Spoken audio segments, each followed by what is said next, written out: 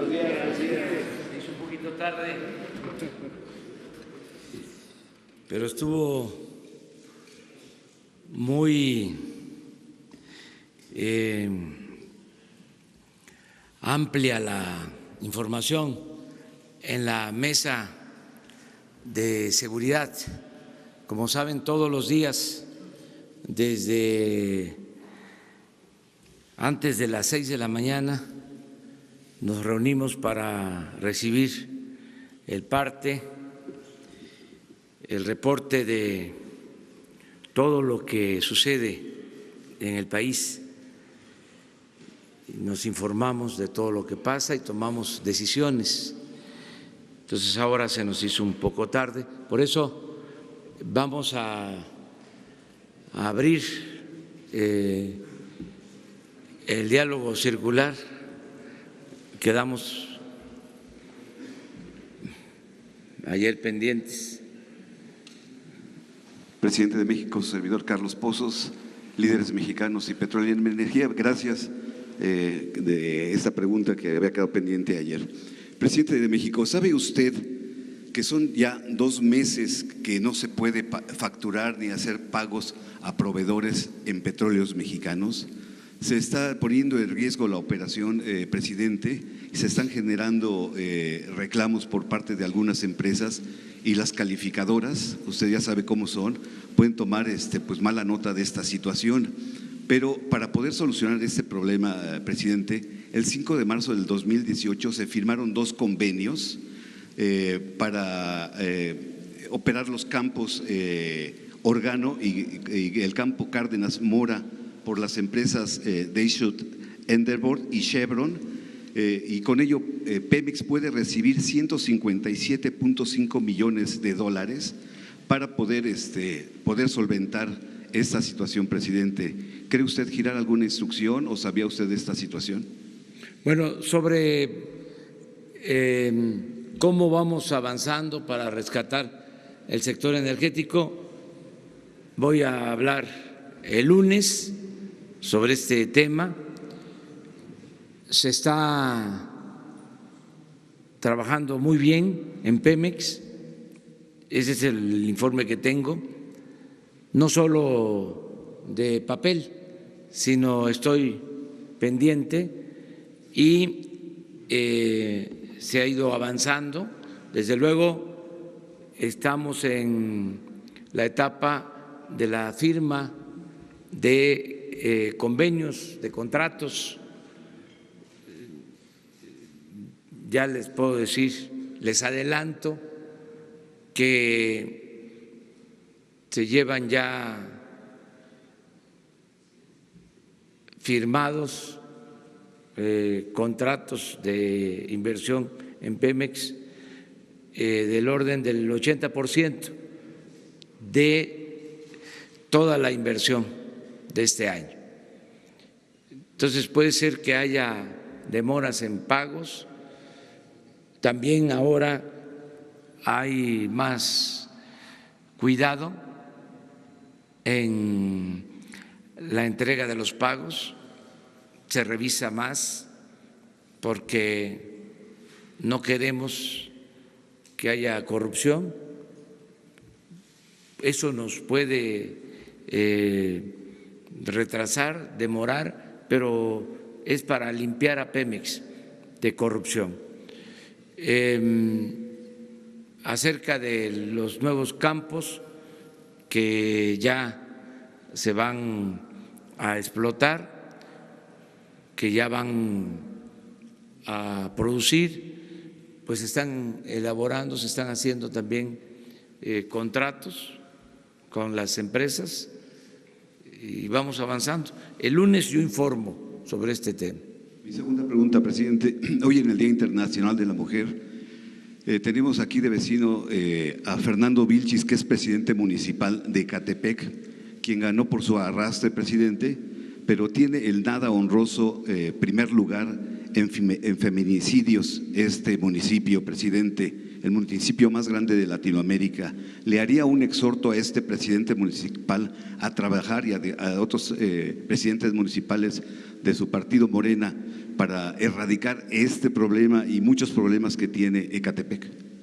A todo el gobierno de la República a garantizar la igualdad entre hombres y mujeres, que se respete a las mujeres, que se les proteja, que se detengan los asesinatos de mujeres, el maltrato. De eso vamos a hablar el día de hoy. Tenemos una reunión, están todos invitados, de manera especial las mujeres. Vamos a tener un encuentro y va a hablar sobre el tema de el Día Internacional de la Mujer, esta conmemoración, y de las demandas de las mujeres. La deuda que se tiene para ellas. Va a hablar la encargada de el Instituto de las Mujeres.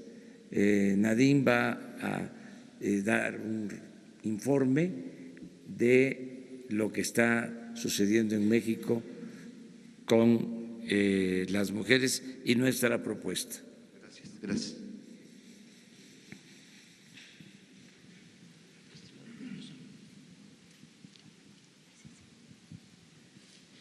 Buenos días, presidente. Shaila Rosagel, reportera de Grupo Gili, El Imparcial, La Crónica y Frontera.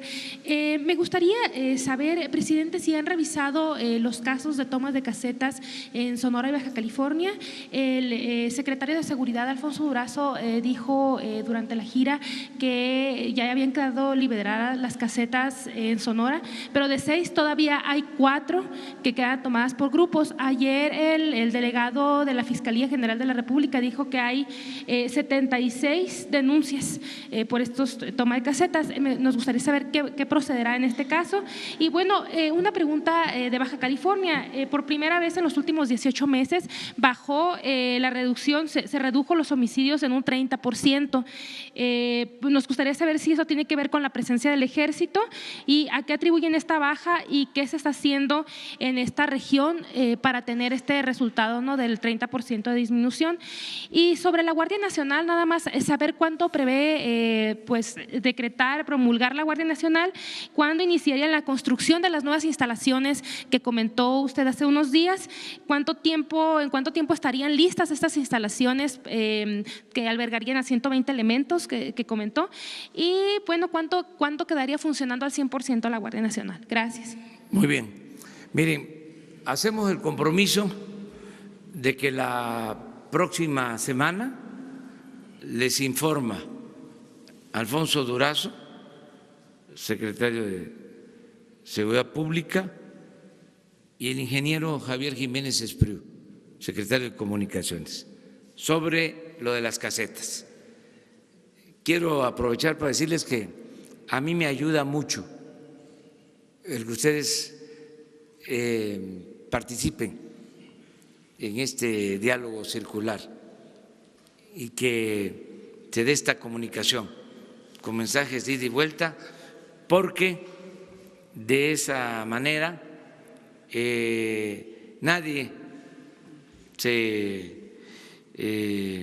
queda en las oficinas y todo el mundo tiene que estar pendiente, de modo que es un aliciente para nosotros el que ustedes nos estén haciendo preguntas y también cuestionamientos, porque esto lleva a que todo el gobierno esté en activo, ¿sí?, que nadie esté perdiendo el tiempo.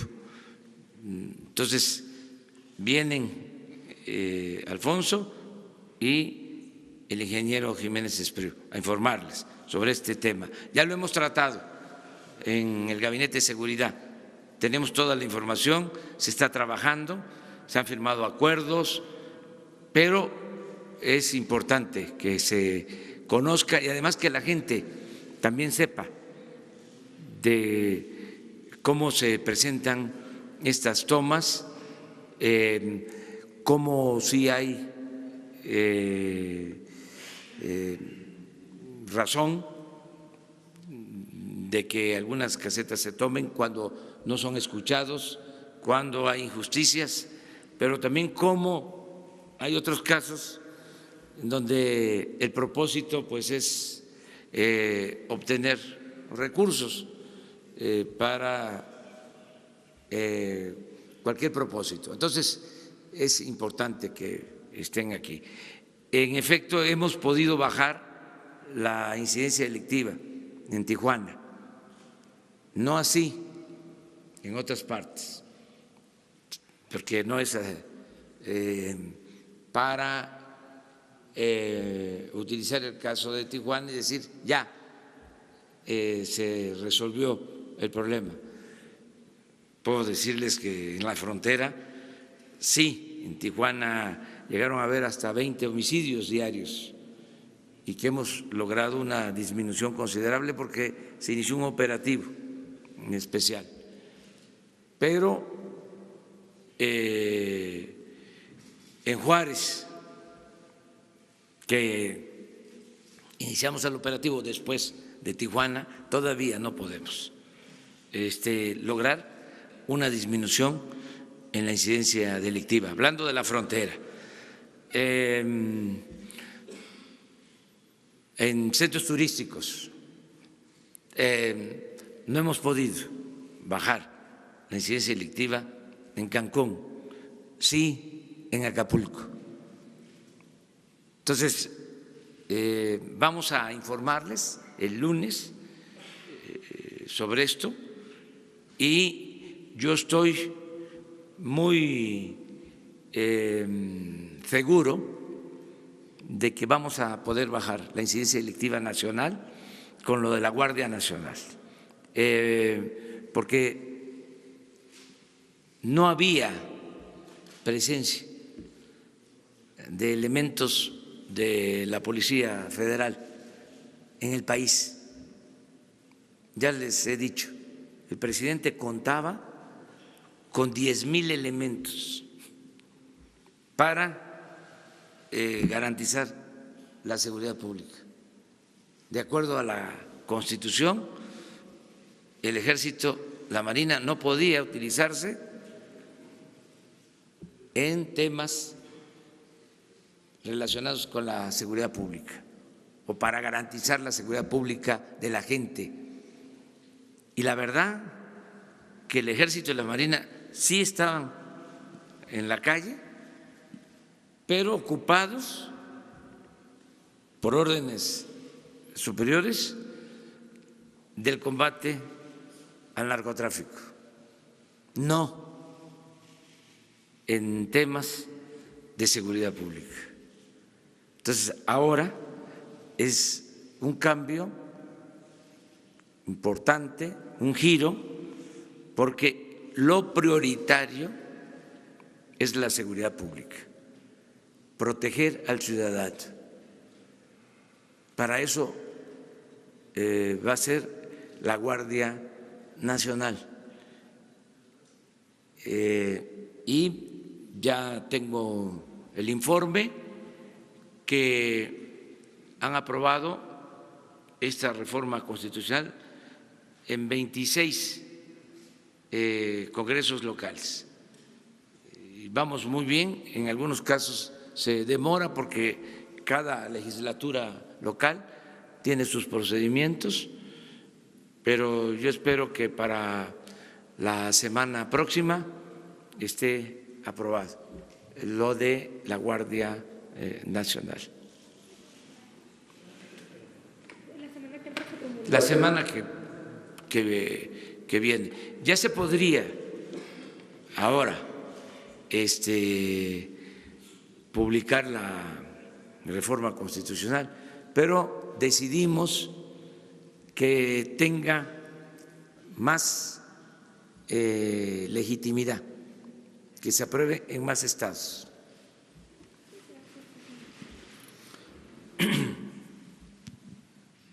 Buenos días, señor presidente. Alberto Rodríguez, de SDP Noticias.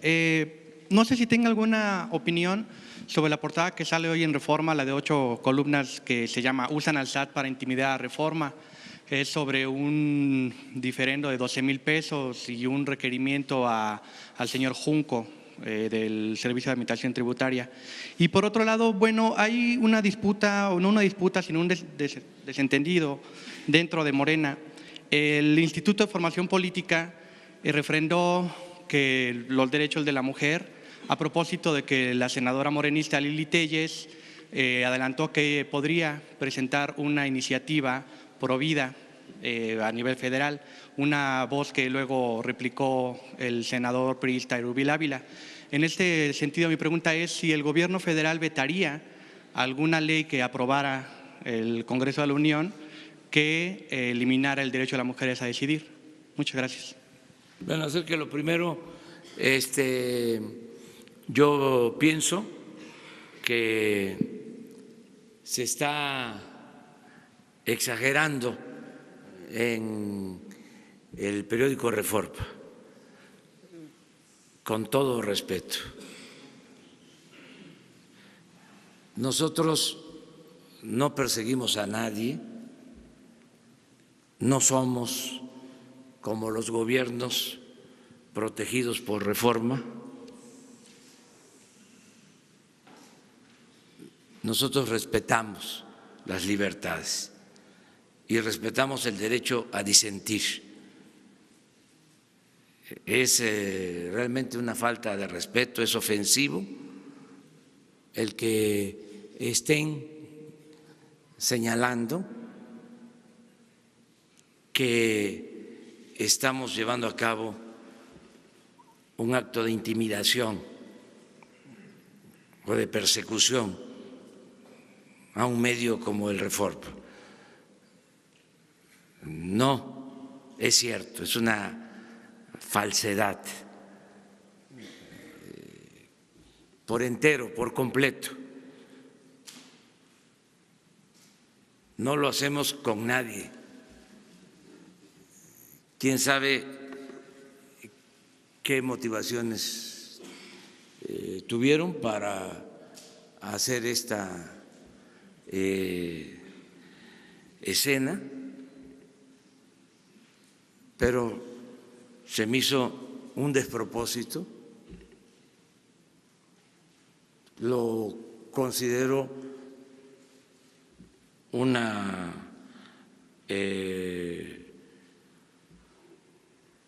actitud, considero que se trata de una actitud política. Nosotros tenemos diferencias con el Reforma, pero no vamos nosotros a perseguir a nadie, y las diferencias que tenemos las hemos hecho públicas, y sí he hablado de la prensa fifí y lo voy a seguir haciendo, porque es una prensa conservadora que no tiene nada de malo de que exista, tiene todo su derecho, pero con apariencia de prensa libre. Entonces, se me hizo un despropósito. Nosotros no vamos a perseguir a nadie por sus ideas, por su manera de pensar. Somos respetuosos de la libertad de expresión, de manifestación de las ideas. Mis diferencias con el Reforma es fundamentalmente por su postura conservadora. Es un periódico que surge en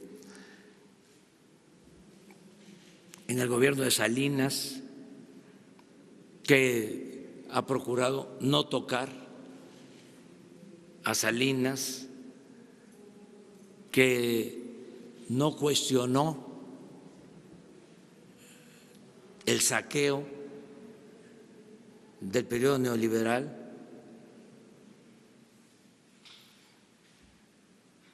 que simuló de que combatía la corrupción, señalando, acusando a funcionarios menores, archivos expiatorios, que ayudó en el fraude electoral.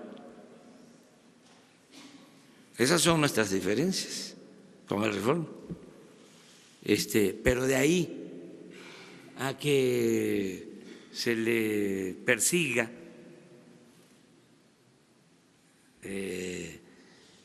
por que no pague los impuestos, que utilicemos nosotros al SAT para eso. Ojalá y se aclare todo esto. Inclusive la directora del SAT es colaboradora del Reforma y es una abogada honesta, íntegra, incapaz de hacer algo así. Entonces, tendrían que probar si hubo una decisión política, si le llegó un requerimiento para aclarar algo fiscal, pues a todo el mundo le llega eso. ¿Qué? ¿No se puede tocar al intocable? O sea, yo ahora lo hago público, pero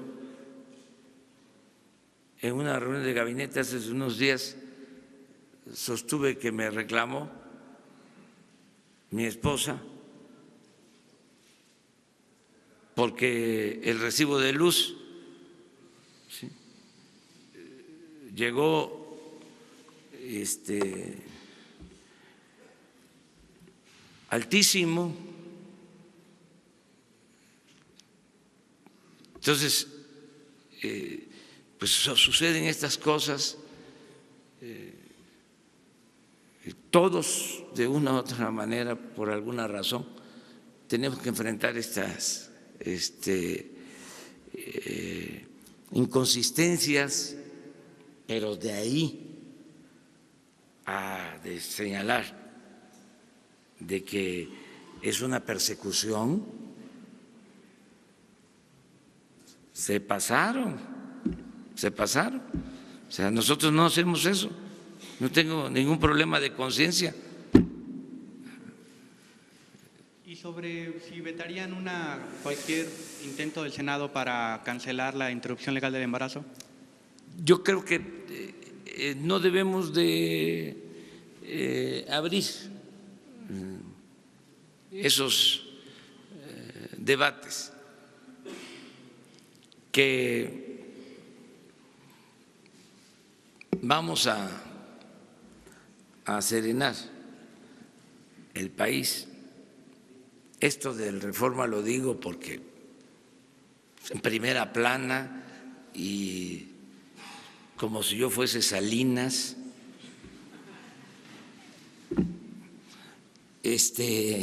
sí, calienta, o sea, pero lo otro hay que procurar que se vaya resolviendo de la mejor manera posible. Tenemos casos importantísimos. Yo creo que si sumamos todos nuestros esfuerzos, toda nuestra imaginación, todo nuestro talento, todo nuestro trabajo para desterrar la corrupción, va a ser una hazaña de todos los mexicanos. yo convoco a eso. Primero, logremos limpiar de corrupción al régimen, que es lo que más ha dañado. Y una vez logrado eso, vamos viendo entre todos otros asuntos. Hay muchos temas importantes, pero bueno, vamos a priorizar. Y en este caso yo pienso que lo más importante es limpiar de corrupción al gobierno.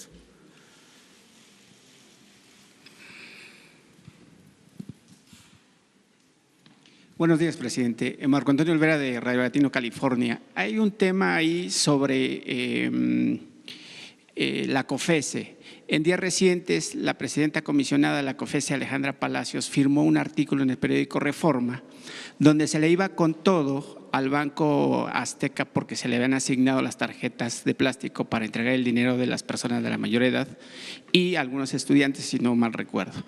Y no conforme con ello, también autorizó la firma o el conjunto de las empresas Disney y Fox para que pusieran un monopolio y cobraran por los servicios que ofrecen a los televidentes. La señora no podría firmar un artículo en el periódico Reforma porque representa una institución autónoma. ¿Qué va a hacer al respecto su gobierno? Porque la señora violentó la Constitución al firmar un documento a nombre propio cuando representa una institución autónoma como es la COFESE. Y si me permite, le formulo la siguiente pregunta. Sí, yo creo que hizo mal, porque no debería de actuar de esa forma. Pero tengo entendido de que ya la parte afectada ya presentó una denuncia y se va a resolver legalmente. Ese es mi punto de vista. No debió expresarse de esa manera, primero. Segundo, aquí en una ocasión hablamos de que no estábamos de acuerdo con la autorización para que se fusionara la empresa Disney con Fox y que se cobrara por ver el fútbol. Yo sigo sosteniendo esa postura y creo, al no ser que lo hayan hecho ayer y que no me haya yo informado, pero creo que todavía no resuelven y que en otras partes han rechazado la fusión. En Estados Unidos no se aceptó. No se aceptó en Brasil y ni siquiera lo presentaron en Europa. Entonces, no creo que se aplique eso en nuestro país, porque ¿cómo van a dejar a la gente sin la posibilidad de entretenerse con el fútbol y que se tenga que pagar por ver el fútbol? Eso sería el colmo. Claro, son independientes, son autónomos, pero pues tenemos derecho a señalar ciertas cosas. Se tiene que proteger al usuario, al consumidor, de que no haya este tipo de abusos, que no haya monopolio, porque sigue habiendo monopolios se viola la Constitución, se viola el artículo 28 de la Constitución. Aquí tenemos el problema de las compras, que lo vamos a ir resolviendo. Deben de haber 500,000 proveedores y las compras del gobierno se le hacen al 1.5% de todos los proveedores.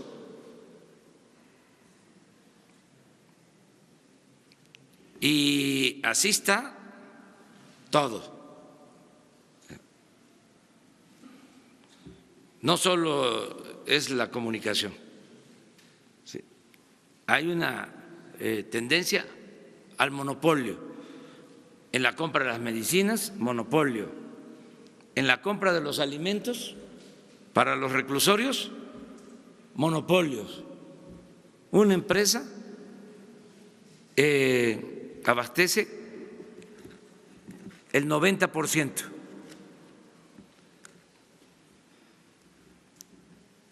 Eso es una irregularidad. No hay competencia. ¿En qué quedamos? ¿No que estamos a favor del libre comercio? ¿O queremos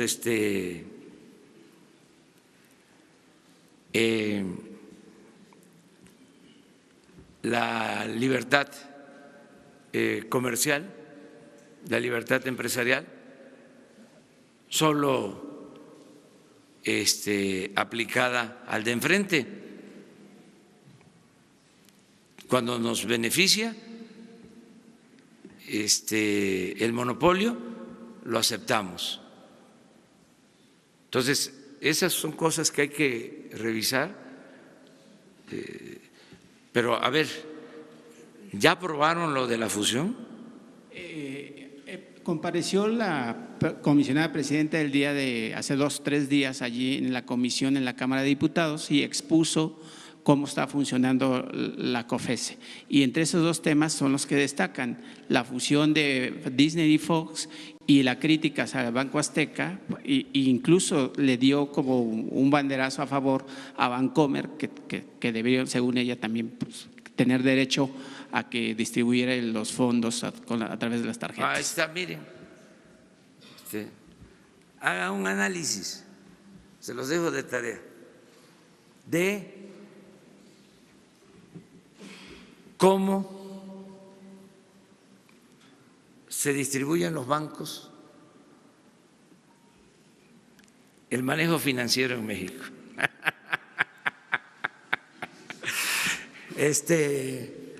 Pero ya, no nos metamos en ese terreno. Y la segunda pregunta, presidente, si me lo permite, es un tema que ha venido causando un revuelo en los mercados financieros con respecto a las calificadoras Standard & Poor's, Fitch y Moody's. Los especialistas en economía y finanzas en este país no dicen a sus lectores, a sus televidentes o radioescuchas, que esas firmas están integradas por banqueros o financieros que tienen empresas en quiebra o que están rumbo a la quiebra. Sin embargo, tienen la facultad de otorgar una calificación a X país o a varias empresas, como lo hicieron recientemente, con 77 empresas de la iniciativa privada y 2 paraestatales de México, que es obviamente Pemex y la CFE. Las calificadoras en el 2007 en Estados Unidos dieron una calificación de 10 y sedujeron a muchos inversionistas a que el banco norteamericano, el 4º más importante de Estados Unidos, el Lehman Brothers, que invirtieran millones de dólares en el terreno inmobiliario. Eso fue en el 2007, las inmobiliarias de Standard & Poor's, Fitch y otras le dieron calificación extraordinaria a Lehman Brothers. Sin embargo, en el 2008, Lehman Brothers se va a la quiebra, pese a que esas calificadoras les habían dado una nota de 10, llevando al sector inmobiliario de los Estados Unidos en 2008 con una pérdida de 22 billones de dólares, 22 billones de dólares, que hoy la economía global sigue llorando porque pues obviamente dejó en bancarrota. Entonces eso quiere decir que las calificadoras pues prácticamente dan notas ficticias o infladas. Yo no sé cuál es su versión de usted. A mí me extraña que los especialistas en la materia en finanzas no digan eso aquí en nuestro país. Bueno, miren, ya tocamos el tema ayer. Nosotros vamos a ser respetuosos de lo que decidan las calificadoras, porque estamos seguros de que la economía de México está bien, marcha bien. Entonces, no queremos polemizar sobre este tema. Vamos el lunes a informar sobre el estado en que se encuentra la economía nacional y en general les puedo decir que vamos bien y lo vamos a aprobar con datos. Hay dos datos que son importantes. Uno, que no hemos tenido depreciación de nuestra moneda. Eso no es poca cosa. Y dos, que hay control de inflación. Tampoco es poca cosa. Entonces, y hay otras buenas noticias, pero vamos a esperarnos el lunes. Vamos muy bien en el manejo económico y la única recomendación respetuosa, sin ofender a nadie, sin querer testerear a nadie, muy sutil, suave, es de que se tome en cuenta para las evaluaciones de las calificadoras la variable, como dirían los tecnócratas, la variable corrupción, porque ahí está la clave. Nosotros lo que vamos a demostrar, no solo en México, sino en el mundo, es que sin corrupción hay más crecimiento económico.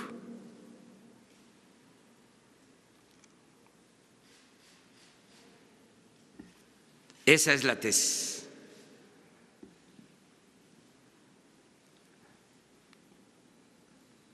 Eso es lo que vamos a plantear. Gracias, señor presidente. Sandra Guerrera, de Grupo Larsa Comunicaciones. Señor presidente, muchos mexicanos estamos muy preocupados y ocupados también, y esto más que nada lo ha dicho usted muchas veces que va a terminar, que está bien, pero aquí estoy hablando de su salud. Sabemos que está muy bien, al contrario, yo creo que todos queremos saber qué hace. ¿Qué hace si usted utiliza algún método alternativo, si utiliza cámaras hiperbáricas? Tiene mucha energía, de verdad, y usted es como un corredor keniano, o sea, realmente lo hemos visto ni siquiera con un resfriado. Y muchas personas nos preguntan y nosotros mismos nos preguntamos qué es lo que hace. Gracias, señor presidente.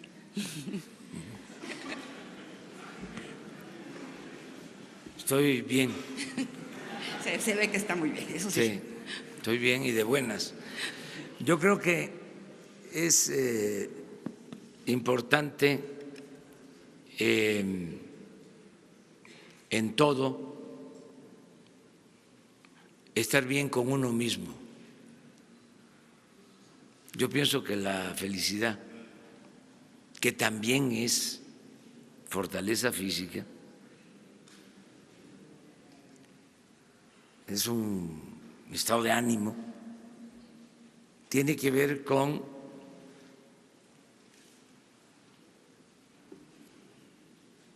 estar bien con uno mismo, con nuestra conciencia y con el prójimo. Si a uno le gusta lo que hace, el trabajo de ustedes, por ejemplo, que es de primera, el trabajo de ustedes, lo único que habría que resolver, pero es que sí, mejoren los sueldos. Pero es un trabajo muy satisfactorio el poder escudriñar, buscar la verdad, el informar, el orientar, concientizar. Eso es importantísimo. Lo mismo el trabajo de un dirigente político, el ponerse al servicio de los demás, el poder servir al pueblo, el tenerle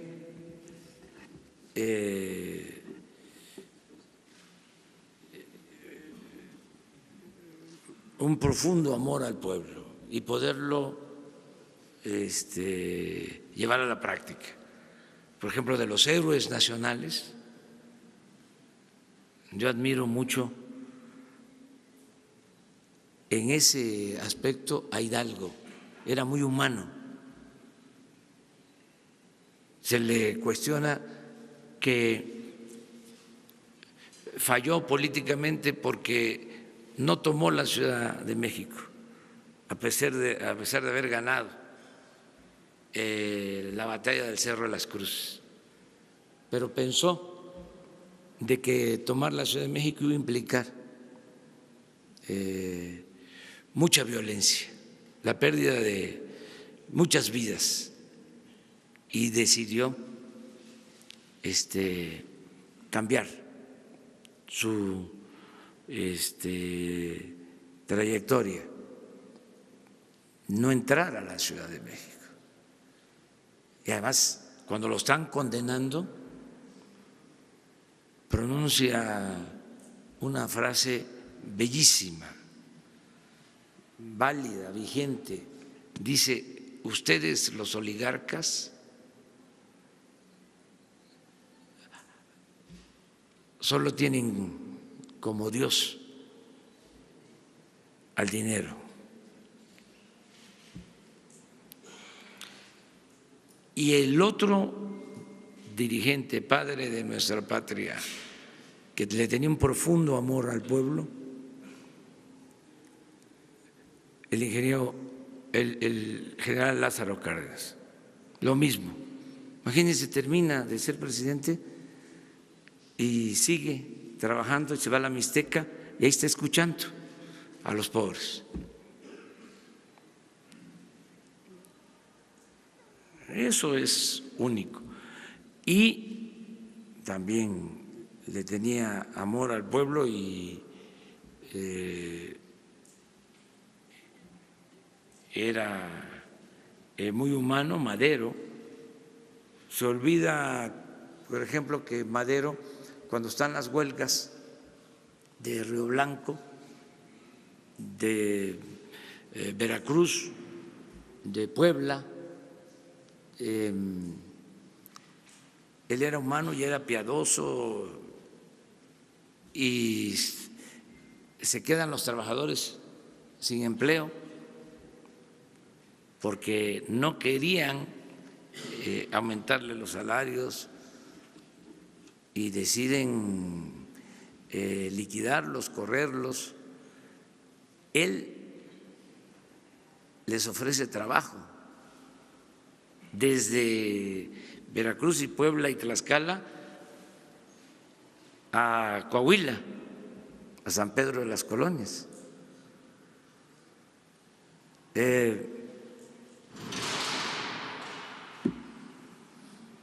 Porfirio Díaz, con todo respeto, nunca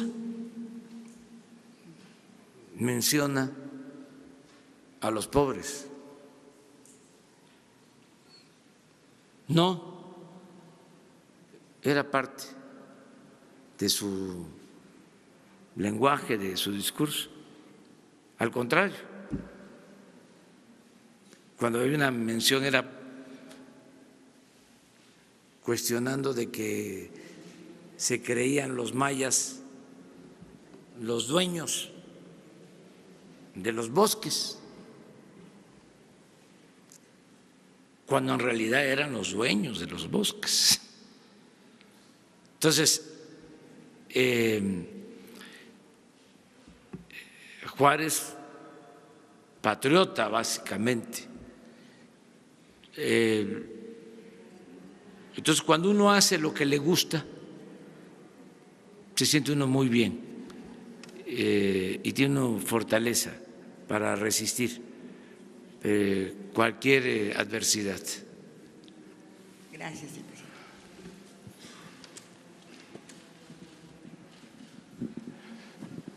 Señor presidente, buenos días. Vicente Serrano de Sin Censura. Aprovechando que con todas sus letras habla del periódico Reforma hace unos minutos, ayer usted mencionaba que había columnistas, había periodistas a los que se les había servido con la cuchara grande en el sexenio anterior, pero usted se reservó los nombres. Yo le quiero pedir respetuosamente que haga pública esa lista, porque no todos somos iguales, porque no todos somos chayoteros. Y además, porque era dinero del pueblo de México. ¿No le parecería que el pueblo de México debería de conocer esa lista de los que fueron beneficiados? Y aprovechando del pueblo de México, señor presidente, ha sido abrumadora la experiencia de estar transmitiendo aquí afuera de Palacio Nacional de tantas personas que vienen a Atención Ciudadana. Le pregunto, ¿cómo va este proceso? Porque se van agradecidos de que se les tome en cuenta, de que se les reciba, pero se van con la incertidumbre de cuándo se va a resolver su caso.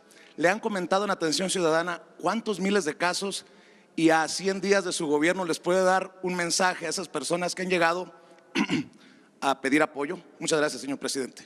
Sí, miren, estamos viviendo un tiempo especial de transformación. Venimos de un régimen autoritario, insensible, corrupto.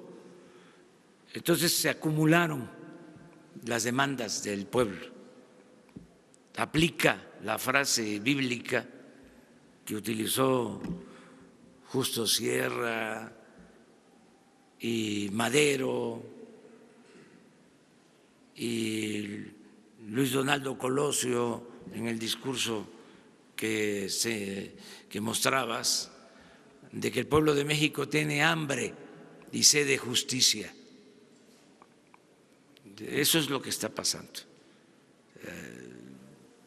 Muchísimas demandas, muchísimas peticiones, porque se abandonó al pueblo. Y hay grandes y graves problemas nacionales. Entonces, ¿cuál es el método de atención?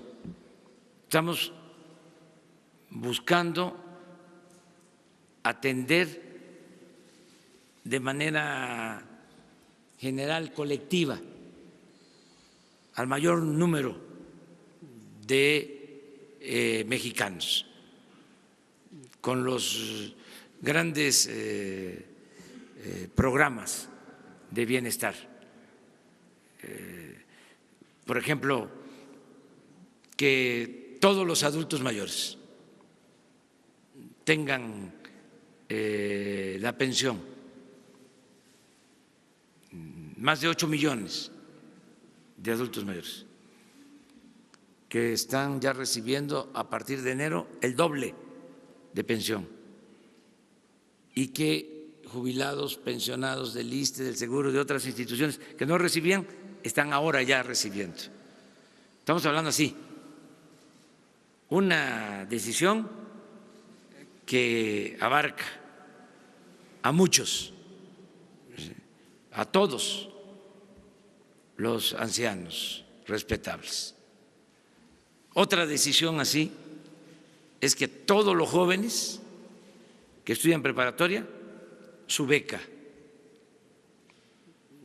alrededor de 4 millones. Otra decisión, los jóvenes que no tienen trabajo, que todos sean contratados. Así. Este año se autorizaron 44,000 millones de pesos para ese programa, Jóvenes Construyendo el Futuro. Y así, en becas, 10 millones de becas.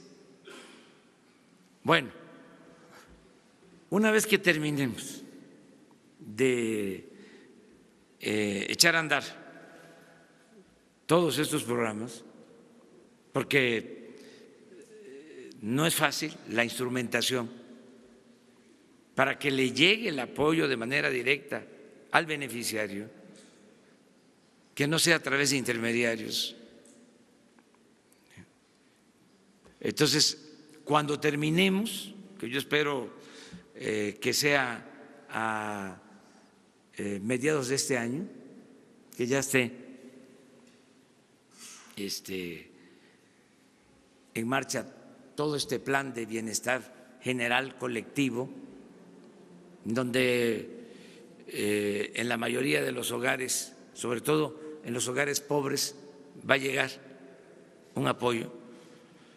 Entonces, vamos por otras cosas. Tenemos pendientes resolver el grave problema de la falta de atención médica. No se garantiza en México el derecho a la salud, aunque está en el cuarto constitucional.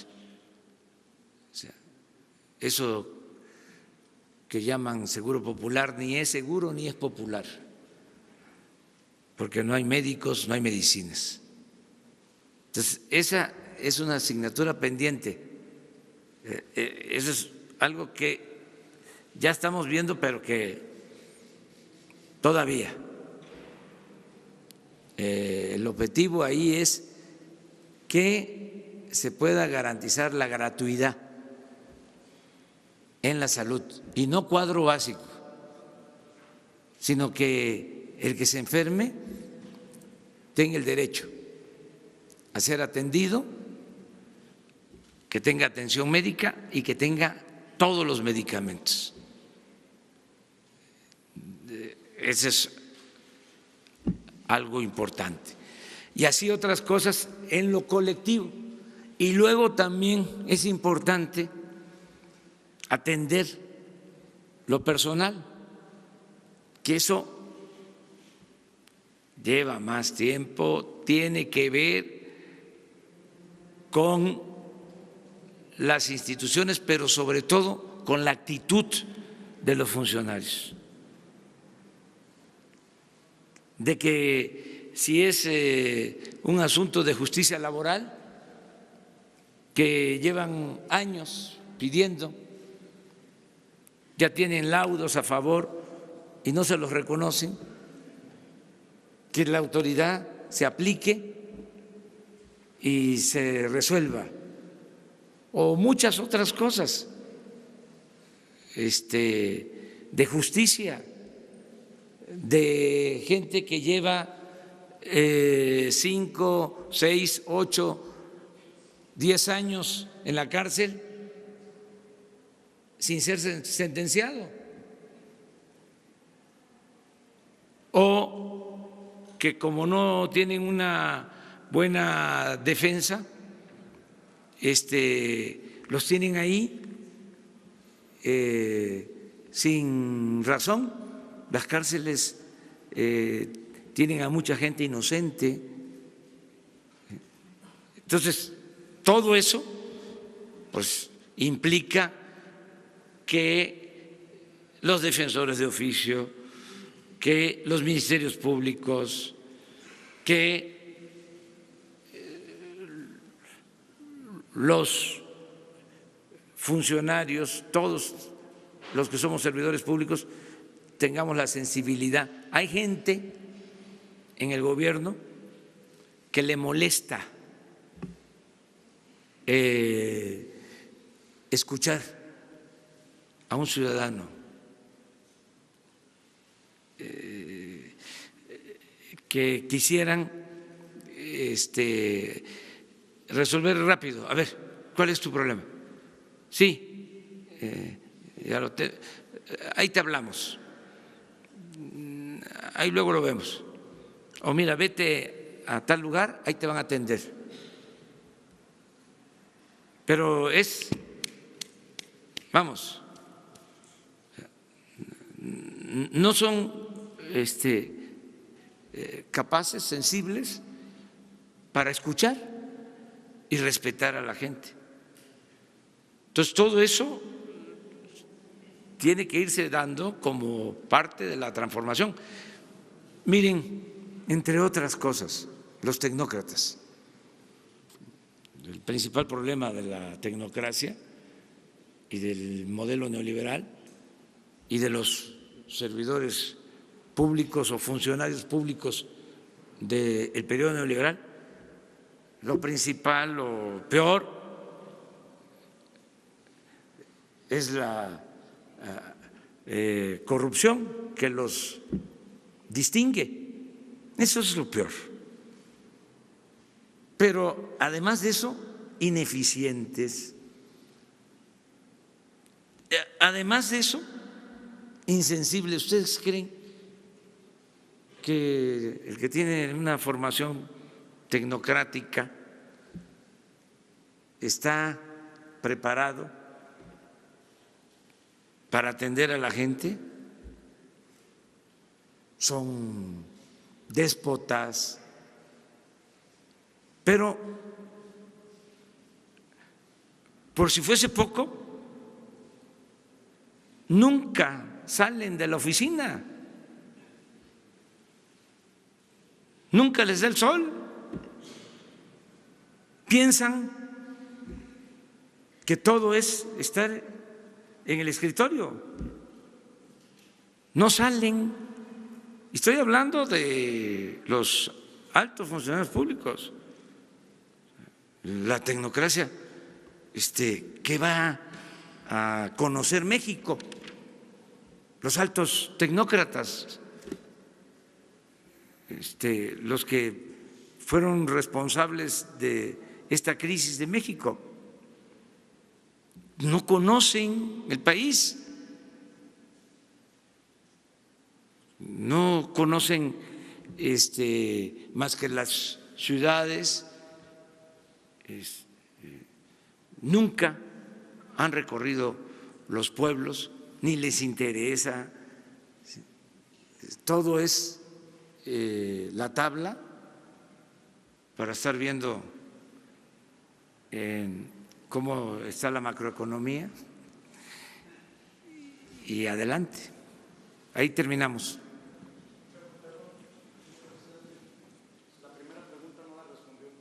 ¿Cuál es? De los periodistas.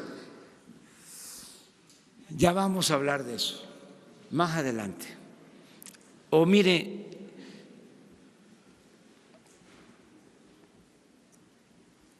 ¿no les parece que es mejor no tocar ese tema?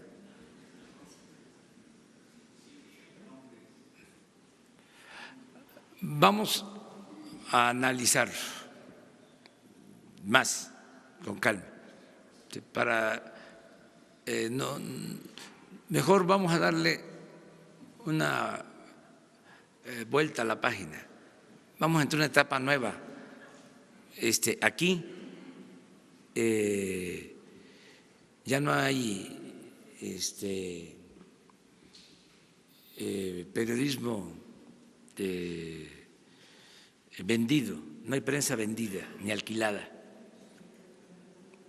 Ya de veras ha cambiado mucho. la mayor parte de la prensa es libre, es independiente. Vamos a eso. Esto que estamos ahora debatiendo con el Reforma no es por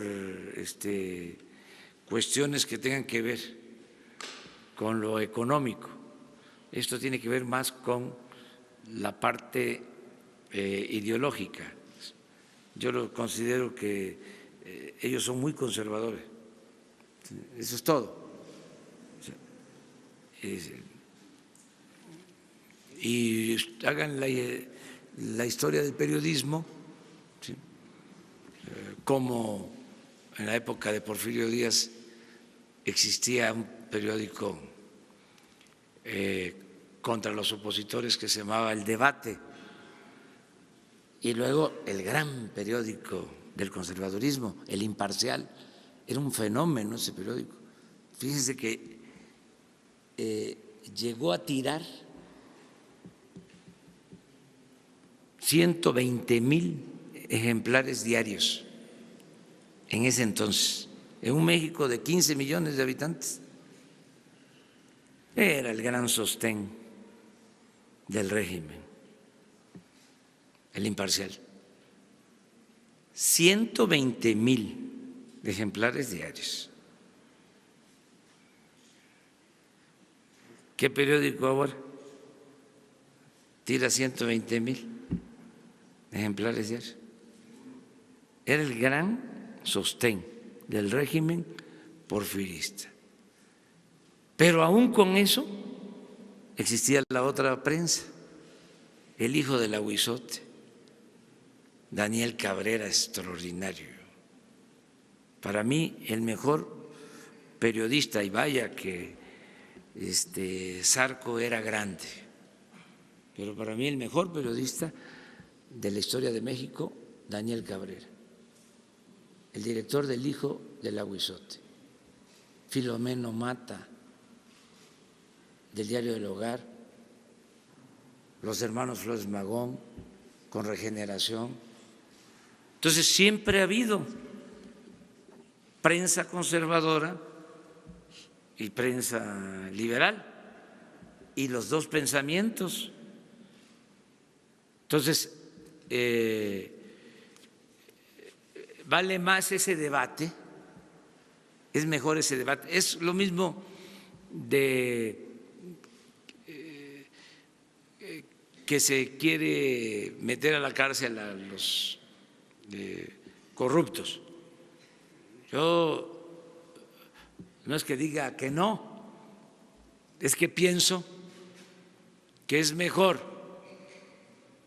prevenir la corrupción que castigarla.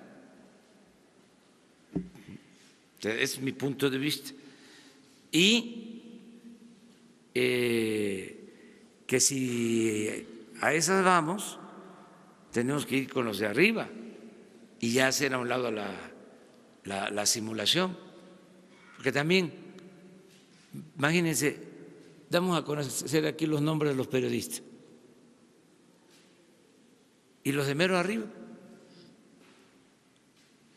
Porque los nombres que tenemos son de columnistas, eso sí, famosos, pero sí, y arriba,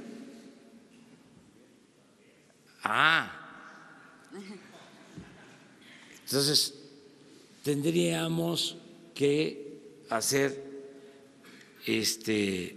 toda la condena, que es mejor lo que ya estamos haciendo de condenar al régimen más que a las personas, para que no se repita, porque tenían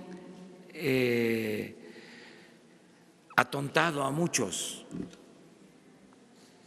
con el modelo neoliberal, que era la panacea. Entonces, cuando aquí estamos diciendo, a ver, lo que había era corrupción en todo, cuando aquí estamos diciendo la reforma energética, en vez de mejorar las cosas en Pemex, en la Comisión Federal, en vez de beneficiar a los consumidores, los perjudicó. Eso es mejor, para que nunca más vuelvan.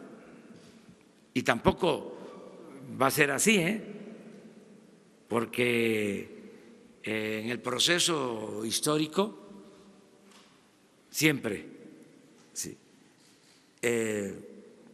hay cambios, ¿sí? Así ha sido la historia, liberales, luego conservadores, o sea, no es decir de que ya desapareció el conservadurismo, no, eso está ahí.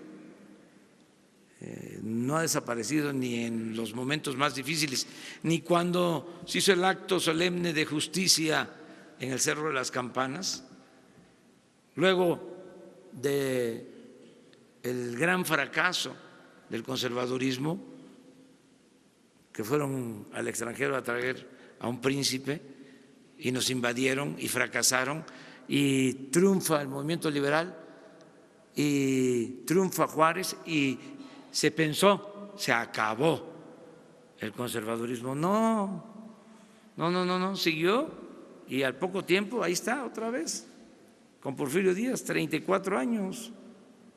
Entonces, ahora sí se les terminó, 36 años dominaron, pero que va a ser lo nuestro eterno, no, y no puede ser así. Miren lo que pasó en los países de América Latina. Hubo un tiempo, todos los países gobernados por movimientos progresistas. Miren cómo está ahora. Es otra la geografía política, porque así es esto, ¿no? Pero afortunadamente aquí, por algún tiempo vamos a tener izada la bandera liberal. Muy buenos días, señor presidente. Melina Ochoa de Uno TV. En Uno TV estamos realizando una investigación sobre el desvío de 22 millones de pesos de cuotas sindicales del IMSS. Ayer ya fue denunciado este hecho en la Fiscalía General de la República. Los trabajadores sindicalizados de la sección 34 dicen que iniciaron su propio combate al huachicoleo de cuotas sindicales. ¿Qué opinión le merece este caso? Otro tema, los superdelegados ganan más que los gobernantes estatales. ¿Esto es cierto? ¿Usted tiene información sobre ello? Y finalmente el conflicto que ocurre en Matamoros, Tamaulipas, acerca pues de las maquiladoras, el conflicto laboral que ocurre allá. Si me puede responder esas. Bueno, que yo celebro que los trabajadores sindicalizados pidan transparencia acerca del manejo de lo que aportan de las cuotas sindicales y que los dirigentes informen cuánto reciben de las cuotas y que haya transparencia en el manejo de esos fondos, desde luego respetando la autonomía de los sindicatos, pero si ya lo están haciendo los trabajadores, tienen todo el derecho de hacerlo. Acerca de los coordinadores estatales, no sé si ganen más que los gobernadores, lo que sí puedo decirles es que ganan menos que el presidente, porque de acuerdo a la Constitución ya nadie puede ganar más que lo que gana el presidente de la República. Antes sí, habían funcionarios que ganaban más que el presidente, ahora no. Se está cumpliendo con la Constitución.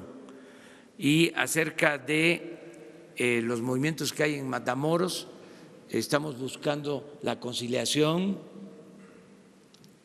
buscando el equilibrio que se otorguen aumentos de salario, pero que se cuide también la fuente de trabajo, que no se afecte a las empresas. En eso estamos, buscando la conciliación. Bueno, vamos, porque además las compañeras mujeres, ustedes, los compañeros hombres, también están invitados, pero las principales son las mujeres. ¿Sí? Hoy, mañana y siempre. Bueno.